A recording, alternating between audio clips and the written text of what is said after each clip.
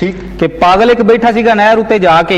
बह गया ਉਹਦੇ ਕੋਲ ਮੁੱਲਾ ਇੱਕ ਆ ਕੇ ਚੰਗਾ ਭਲਾ ਗੱਭਰੂ ਵੇ ਲੱਗਣਾ ਤੂੰ ਮੋਇਆ ਹੈ ਮੁੱਲਾ ਉਹਨੂੰ ਪੁੱਛਦਾ ਹੈ ਪਾਗਲ ਕਿਵੇਂ ਹੋਇਆ ਹੈ ਤੇ ਕਹਿਣ ਲੱਗਾ ਪਾਗਲ ਗੱਲ ਗੌਰ ਨਾਲ ਸੁਣਨਾ ਐ ਨਿੱਕੀ ਜਿੰਨੀ ਗੱਲ ਏ ਤੇ ਟੌਰ ਨਾਲ ਸੁਣਨਾ ਬੁੱਢੀ ਮੇਰੀ ਮਰ ਗਈ ਤੇ ਲਿਆ ਮੈਂ ਫਾਹ ਸੀ ਕੁੜੀ ਇੱਕ ਬੇਵਾ ਨਾਲ ਕੀਤਾ ਮੈਂ ਵਿਆਹ ਸੀ ਹੁੰਦੀ ਨੇ ਮੈਂ ਸੁਣਿਆ ਹੈ ਜੰਗ ਖੇਡ ਬਾਲਾਂ ਦੀ ਉਹਦੇ ਨਾਲ ਆਈ ਸੀਗੀ ਧੀ 16 ਸਾਲਾਂ ਦੀ ਔਖੇ ਸੌਖੇ ਹੋ ਕੇ ਮੈਂ ਇਹ ਵੀ ਪੀੜ ਜਰ ਲਈ ਉਹਦੇ ਨਾਲ ਮੇਰੇ ਭਈਆ ਅੱਬੇ ਸ਼ਾਦੀ ਕਰ ਲਈ ਹੋ ਗਿਆ ਲੱਟੂ ਤੇ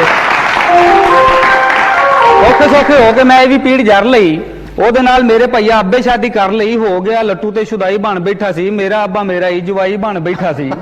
ਤੇ ਧੁੱਪ ਵਾਂਗੂ ਮੈਨੂੰ ਹੁਣ ਛਾਂ ਸੀਗੀ ਲੱਗਦੀ ਮੇਰੀ ਧੀ ਮੇਰੀ ਹੋਈ ਮਾਂ ਸੀਗੀ ਲੱਗਦੀ ਅੱਲਾ ਉਹਨੂੰ ਧੀ ਦਿੱਤੀ ਉਹਦਾ ਸੁੱਖ ਚੈਨ ਸੀ ਕਰੀਏ ਹਿਸਾਬ ਮੇਰੀ ਲੱਗਦੀ ਉਹ ਭੈਣ ਸੀ ਇਧਰੋਂ ਜੇ ਵੇਖੀਏ ਤੇ ਗੱਲ ਚੰਗੀ ਖਾਸੀ ਸੀ ਉਧਰੋਂ ਜੇ ਵੇਖੀਏ ਤੇ ਮੇਰੀ ਉਹ ਨਵਾਸੀ ਸੀ ਆਪਣੀ ਗੱਲ ਦਾ ਮੈਂ ਬਣ ਗਿਆ ਫੰਦਾ ਸਾਂ ਉਹਨੂੰ ਕੀ ਪਤਾ ਸੀ ਉਹਦੀ ਨਾਨੀ ਦਾ ਮੈਂ ਬੰਦਾ ਸਾਂ